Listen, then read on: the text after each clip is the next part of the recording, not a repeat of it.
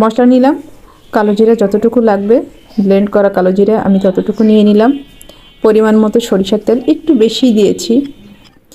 এই ভর্তাটাকে যে এত চমৎকারভাবে তৈরি করা যায় আমি কখনো জানতামই না। ফ্রাই প্যানে পর্যাপ্ত পরিমাণে তেল দিয়ে দিচ্ছি আর দিয়ে দিচ্ছি পেঁয়াজ রসুন। এর পরবর্তীতে দিয়ে দেবো লঙ্কা।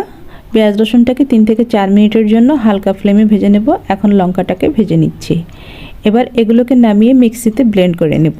এই যে হয়ে গেছে। অন্য একটু পাত্র বসিয়ে কালো জিরাগুলোকে ঢেলে দিচ্ছি মিডিয়াম ফ্লেমে।